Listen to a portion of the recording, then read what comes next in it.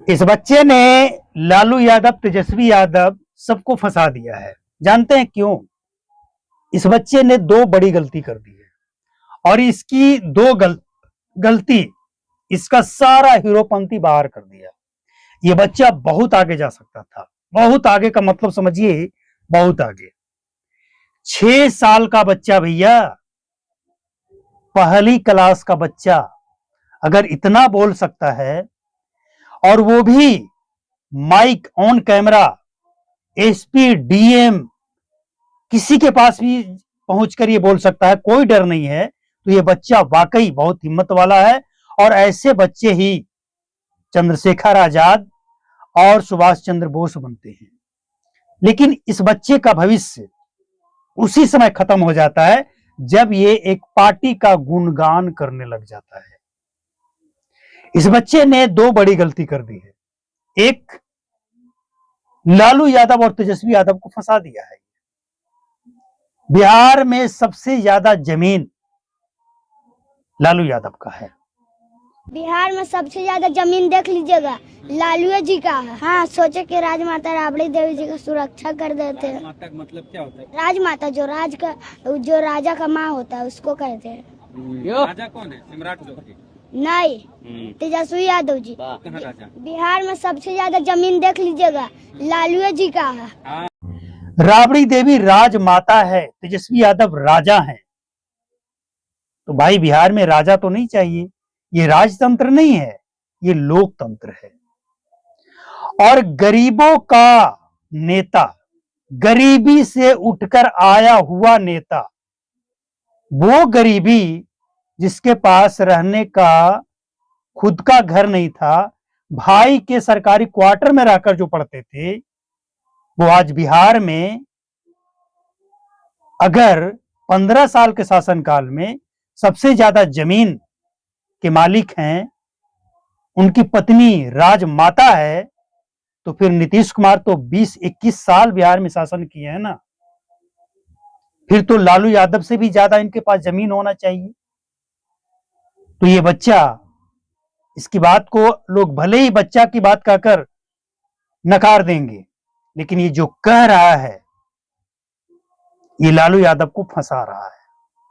दूसरी बड़ी गलती इसने किया है कि अपना भविष्य खुद ही चौपट कर लिया। ये इसे निष्पक्ष होना चाहिए था।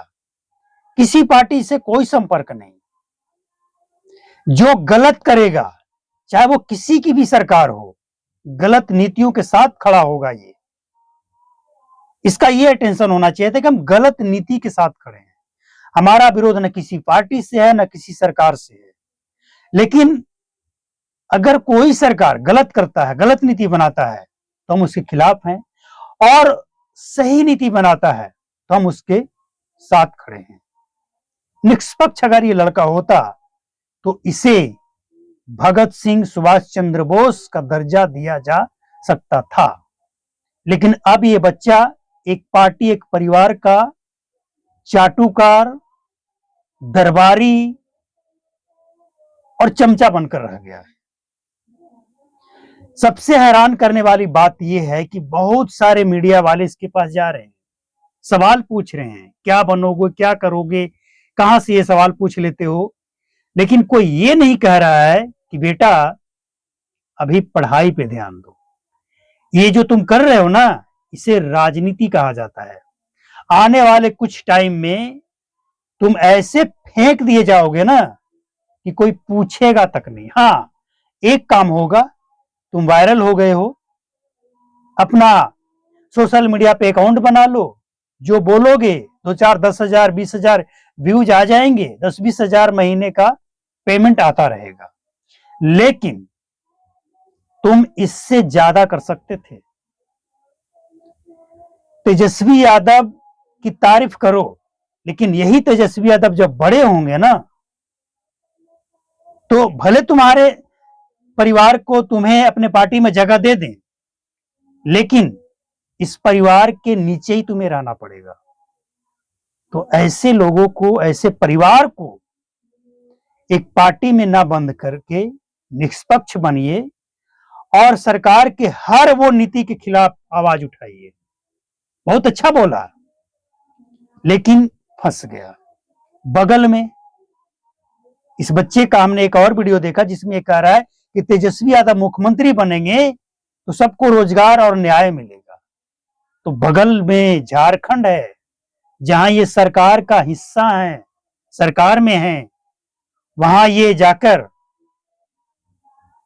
और वहां के लोगों को इंसाफ दिला दें, वहां के छात्राओं को, वहां जो कल तक जॉब में थे आज बेरोजगार हो गए, उन सबको इंसाफ दिला दें।